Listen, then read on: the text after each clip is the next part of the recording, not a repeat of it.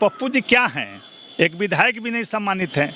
कितने जनता उनकी हितैषी है और जनता के हितैषी विधायक का चुनाव तक हार जा रहे हैं। तो अपनी चिंता ना करें, वो क्यों केंद्र की चिंता कर रहे हैं? कोई राष्ट्रीय पार्टी के नेता हैं क्या? पप्पू यादव की मांग है कि 50 लाख मुआवजा दिया जाए और एक सरकारी नौकरी दिया जाए। पप्पू यादव कौन महात्मा है कि उनकी बात कर रहे हैं? बड़े बड़े लोग बात कर रहे हैं ना, उसकी बात कीजिए ना। कोई महात्मा पप्पू जी नहीं ना है कि वो कह देंगे हम मान लेंगे। किसानों की जीत निश्चित रूप से है। हमारे प्रधानमंत्री जी भी इस बात को मानते हैं, लेकिन तेजस्वी यादव को बोलने का कोई हक नहीं लगता मुझे, क्योंकि किसान आंदोलन के दौरान देखे होंगे कि वो समय दे देकर भाग रहे थे। किसी भी किसान आंदोलन में भारत बंद हुआ या किसी तरह का प्रदर्शन हुआ, उसमें भाग जाते थे, शामिल नहीं होते थे। किसानों के हित में बिल लाया था। इस बात पर आज भी हम अडिग हैं कि इससे ज़्यादा फायदा होता किसानों को, लेकिन हम समझाने में कहीं न कहीं असफल रहे किसानों को, जिसके कारण ये बिल हमारे प्रधानमंत्री ने वापस किया है। और निश्चित रूप से किसानों का सम्मान हमारी पार्टी करती है और करते रहेगी।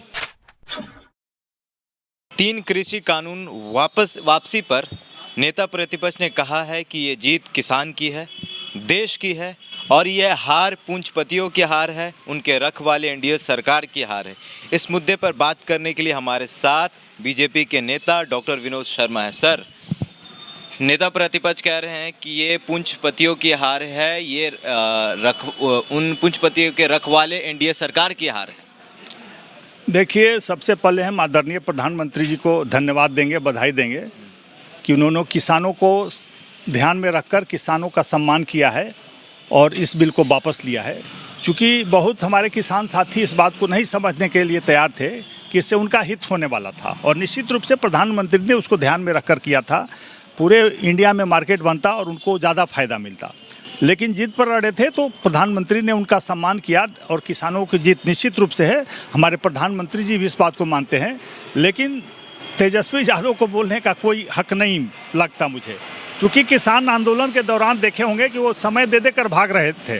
किसी भी किसान आंदोलन में भारत बंद हुआ या किसी तरह का प्रदर्शन हुआ, उसमें भाग जाते थे, शामिल नहीं होते थे। इसलिए इस तरह की बातें उनको नहीं करनी चाहिए। उनको जाकर ज़मीन पर काम करना चाहिए, क्योंकि हमारी सरकार लगातार किसानों के हित में काम करती रही है और करते रहेगी। हमारे आदरणीय प्रधानमंत्री का लक्ष्य है कि किसानों का आय दुगना करना है, उनको हर संभव मदद देना है कि बीज के क्षेत्र में, संयंत्र के क्षेत्र में, यूरिया के क्षेत्र में, सब जगह सब्सिडी दिया जा रहा है। उनको अधिक से अधिक संसाधन दिए जा रहे हैं, और निश्चित से एमएसपी के लिए भी कमेटी बनाई गई है, और किसानों को अधिक से अधिक उसका लाभ मिलेगा। सर, वो कह रहे हैं कि ये चुनाव के हार का डर है, वो यूपी में हो, चाहे उत्तराखंड में हो, पंजाब में हो, इस वजह से ये जो 3 कृषि कानून है जिसे वो काला कानून कर रहे हैं, इसलिए वो वापस लिए हैं। देखिए, हमारी सरकार काम करने में विश्वास करती है और काम करके हमने दिखाया। मैंने पहले भी कहा कि चूंकि किसानों को नहीं समझ में आ रहा था इस बिल का लाभ, वो नहीं समझ पा रहे थे, कुछ लोग के बहकावे में बार बार मांग कर रहे थे, उसका सम्मान करके प्रधानमंत्री ने वापस किया है।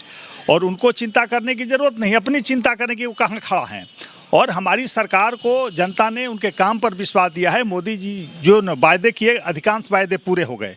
चाहे 370 धारा हो, मंदिर बनाना हो, चाहे और भी जो काम रहे हैं, उसको हमने करके दिखाया है। और निश्चित रूप से किसानों की आय दुगनी करके हमारी सरकार दम लेगी, और किसानों को हर संभव, अभी देखे होंगे लगातार किसानों को कृषि सम्मान निधि सम्मान दे रहे हैं। हर एक किसान के खाते में 6,000 रुपया जाते हैं। तो निश्चित रूप से इस हर एक प्रयास किया जा रहा है किसानों को उन्नत और संबल बनाने के लिए।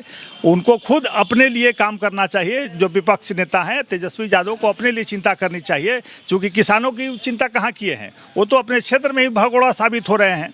तो उनको ज़्यादा बात बनाने की ज़रूरत नहीं है। अपने पार्टी पर ध्यान दें, अपने कार्यकलापों पर ध्यान दें। सर, सम्मान की बात करते हैं कि प्रधानमंत्री किसानों का बहुत सम्मान करते हैं, लेकिन ये 1.5 साल आंदोलन के समय में उन्हें खालिस्तानी भी कहा गया, पाकिस्तानी भी कहा गया, यहाँ तक आतंकवादी भी कहा गया। बहुत सारे मीडिया कर्मी भी इस तरह की बात कर रहे थे। क्या उन पर सरकार कार्रवाई करेगी? क्योंकि ये जो बिल वापस हुआ है, ये 3 कृषि कानून वापस हुआ, वो किसानों के लिए हुआ है।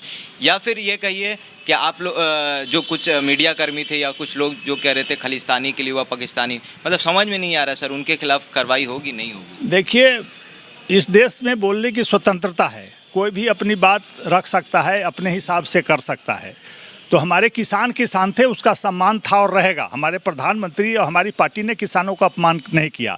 हमने कहा ना कि हम लोग किसानों के हित में बिल लाया था, इस बात पर आज भी हम अडिग हैं कि इससे ज़्यादा फायदा होता किसानों को, लेकिन हम समझाने में कहीं न कहीं असफल रहे किसानों को, जिसके कारण ये बिल हमारे प्रधानमंत्री ने वापस किया है। और निश्चित रूप से किसानों का सम्मान हमारी पार्टी करती है और करते रहेगी। सर, किसानों के सम्मान की बात कर रहे हैं, फिर हम आपको याद दिलाना चाहेंगे उन्हीं किसानों को आंदोलन के समय में कुचला भी गया आपके ही गृह मंत्री के बेटे के द्वारा।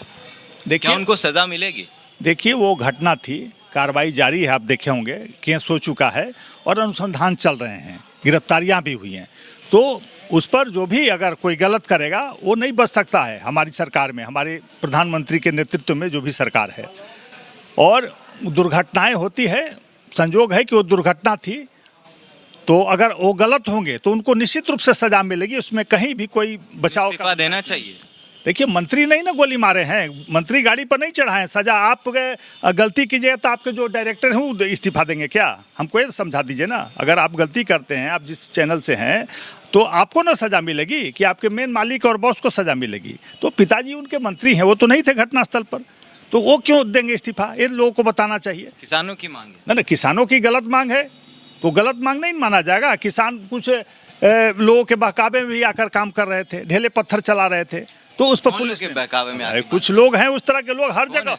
कोई ना खुल के बोलिए। अरे भाई, समूह में कोई लोग होते हैं, बहुत पॉलिटिकल पार्टी के लोग होते हैं, कुछ असामाजिक तत्व भी घुस जाते हैं, तो ऐसे लोग भी बहकावे में आके कभी कभी गलत काम कर देते हैं। लेकिन जो गलत करेंगे डायरेक्ट रूप से सामने रहेंगे, कार्रवाई उन्हीं पर होगी।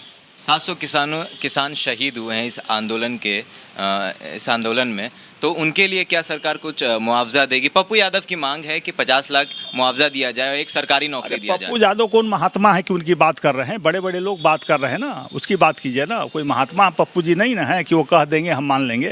किसानों की चिंता हमारी सरकार करती है, हमारे प्रधानमंत्री करते हैं, और निश्चित रूप से किसानों के हित में जो भी होगा वो किया जाएगा। जो किसान शहीद हुए हैं उन्हें मुआवजा दिया जाएगा, नौकरी वो दिया तय जाएगा। केंद्र सरकार करेगी, वहाँ कमेटी बन रही है, उसमें चर्चा होगी। शहीद हो गए, कहीं आकस्मिक घटना से भी मर गए, कोई स्वाभाविक मृत्यु से भी ठंड से मर गए, ऐसा नहीं कि उसमें ऐसे भी लोग मर रहे थे, तो थोड़ी आंदोलन के समय में मरे। अरे आंदोलन के समय नहीं, हजारों की जहाँ संख्या होती है, बहुत लोग अपने आप मर जाते हैं, लेकिन उसी में जोड़ा जाता है। तो बहुत तरह की बातें हैं, वो तो अनुसंधान का विषय है, अनुसंधान होगा, उस पर जांच होगी, उस पर उसके बाद कार्रवाई होगी। पप्पू यादव जी ये भी कह रहे हैं कि देश को, प्रधानमंत्री को पूरे देश से माफ़ी मांगना चाहिए। अरे भाई, मैंने कहा ना कि पप्पू जी क्या हैं, एक विधायक भी नहीं सम्मानित हैं। कितने जनता उनकी हितैषी है और जनता के हितैषी विधायक का चुनाव तक हार जा रहे हैं, तो अपनी चिंता ना करें, वो क्यों केंद्र की चिंता कर रहे हैं? कोई राष्ट्रीय पार्टी के नेता हैं क्या? ये थे डॉक्टर विनोद शर्मा, बीजेपी के नेता, और इनको कहना है कि पप्पू यादव जी हैं क्या, अपना चुनाव हो तो खुद हार जाते, तो अपना देखें ना। तो आपको हमारा ये वीडियो कैसा लगा कमेंट बॉक्स में ज़रूर बताइएगा। अगर आप हमारे फेसबुक पेज पर हैं तो लाइक करिए, अगर आप हमारे यूट्यूब चैनल पर हैं तो सब्सक्राइब